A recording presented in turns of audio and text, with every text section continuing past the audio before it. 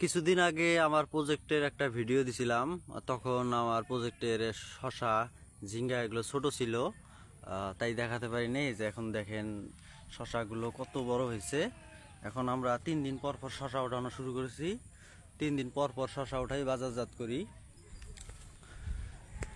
এই যে এটা আমার প্রজেক্টের এক অংশ। এখানে শুধু শশা ঝিঙ্গা,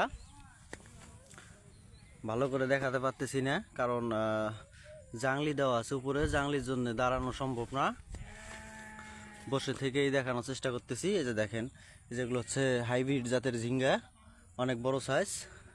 এই যেগুলো শশা এখনো ছোট। আমি এখন জাংলির ভিতরে প্রবেশ করে আপনাদের দেখাবো শশাগুলো। এই যে দেখেন কত বড় বড় শশা ধরে আছে। এগুলো এখনো ছোট, এখন এগুলো ওঠানোর বয়স হয় নাই। অনেক শশা ধরছে। আমি মনে করি যে বর্তমান সময়ে সবজির যে দাম, সেই হিসেবে আপনার ধান চাষ করার থেকে শাক সবজি চাষ করাটাই লাভজনক বেশি।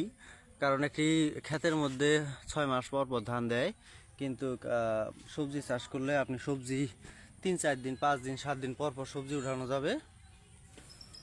এই যে দেখেন এগুলো সব ফুল ফুল ধরতেছে, শশা বড় হচ্ছে।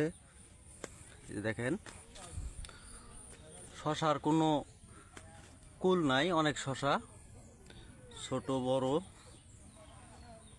আপনারা বাড়ির আশপাশে যে সকল জায়গা পড়ে থাকে সেগুলোর মধ্যে এরকম সবজি চাষ করবেন, দেখবেন যে আপনারা খুব তাড়াতাড়ি লাভজনক হবেন।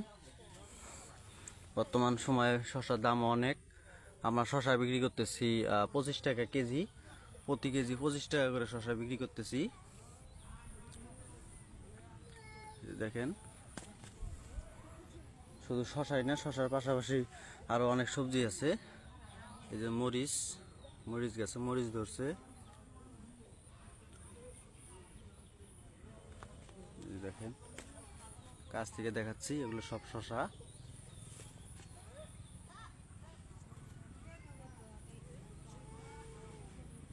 দেখেন শশা, এগুলো সব শশা।